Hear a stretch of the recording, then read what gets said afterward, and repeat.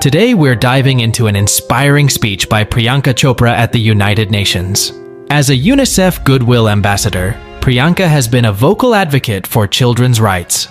In today's video, we'll explore her powerful words at UNICEF's 70th anniversary event, where she discusses the importance of collective action and the role of humanity in shaping the future for our children. Stay tuned as we break down her speech, highlight key vocabulary, and discuss the broader implications of her advocacy. Let's get started. Good evening, ladies and gentlemen. It is such an honor for me to be here tonight in this iconic UN building celebrating UNICEF's 70th anniversary.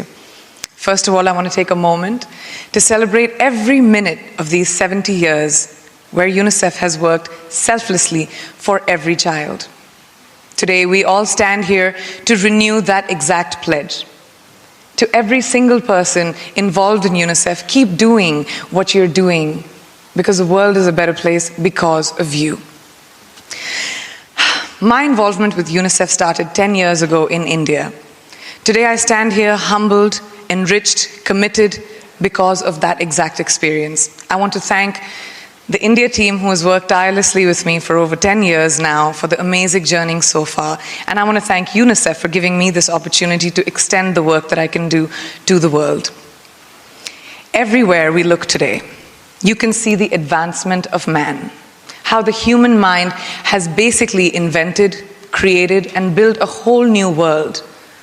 Yet strangely, every time that I have been on the field, I've wondered how that same human mind continues to allow the exploitation of children across the world, where girls are being denied to go to school, where children are living without clean water, medical care, protection, even food, where their bodies and minds are unprotected from violence, abuse, and exploitation, where they are targets of war.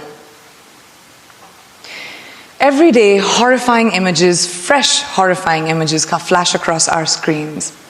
A 10-year-old girl dressed as a bride, marrying a man twice her age. A boy sitting at the back of an ambulance trying to understand what just happened to him. A girl watching her brother go to school as she prepares for another day of housework. A boy's lifeless body washing up on a beach far, far away from his home. Ladies and gentlemen, people of the world, we ask you to join us today to become the collective voice of oppressed children across the world in our fight against the injustices that they have had to endure every day. I thank you for being there today. I'm humbled, inspired even more as I look around and I listen to everyone here, not just to be a part of UNICEF, but to be involved with all of you individuals who have selflessly dedicated their voice, their time, their heart into helping the world see light, that we are seriously endangering our future, which is our children. I recently read a quote somewhere that being human is given, but keeping our humanity is our choice. So let's choose humanity. Let's choose to act now, let's choose to fight now, and let's choose to ensure a better world for our children and their children and the generations to come. My wish for children is freedom. The freedom to think, the freedom to live. Thank you very much. Good evening, ladies and gentlemen. This incredible panel of women that are so inspiring. I've worked with UNICEF now for about 12 years and mostly with education and rights for children. Whether it was my travels around India, Jordan, recently to the Zatari camp with Syrian refugees, whether it was Zimbabwe, where the numbers are staggering. 1 out of 3 girls under 18 has been sexually violated. 100%. South Africa, violence comes out in so many forms, whether that's sexuality, whether that is physical violence, emotional violence.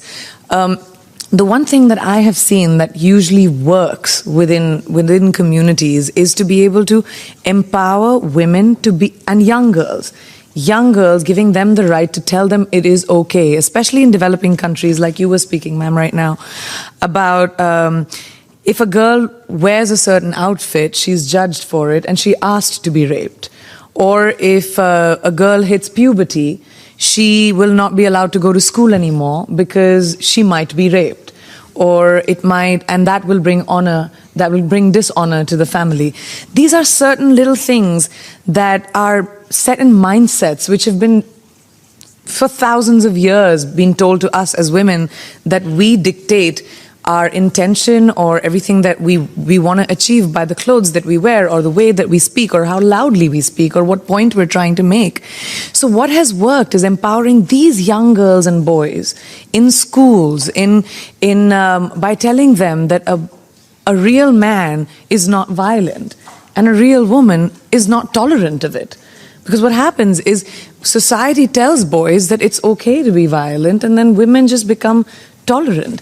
And when these girls are empowered, I've seen so many kids that I've met who go into their own communities, and despite of being ousted, despite of being told that they're too much women and they're bad influences, and they will probably, turn the other girls into bad influences, they go out there, knock on doors, and make the change. So we need to start young.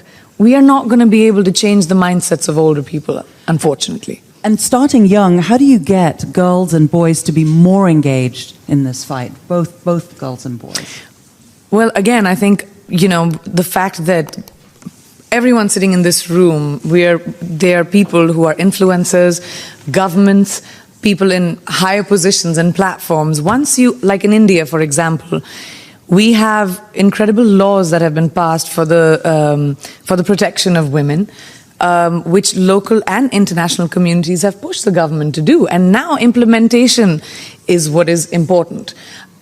You see young people with the use of social media, with the use of being aware, socially aware, by parents teaching their children, by making them, like how Malala's father addressed us, and he said, my father was exactly the same. He told me that no one will ever tell you to not have an opinion, because that's the one thing that's taken away from a woman, is her opinion and her right. And my father empowered me to be able to sit in front of you and say anything that I want from my experiences. And it's that with the internet, with the social media that we have, it can become something which is horrible, but it can also become a boon by us being able to. These kids are dictating and teaching themselves. We're not going to be able to tell them this is how life is led. They're discussing it on their own. They're on their phones, they're on Facebook, whether I was at this Dari camp, whether I was in Rajasthan in India, whether I was in Zimbabwe. So the access and the information that we provide to them is very important. And UNICEF and so many other NGOs and amazing organizations are doing such great groundwork, which you said, going into the field and actually changing mindsets.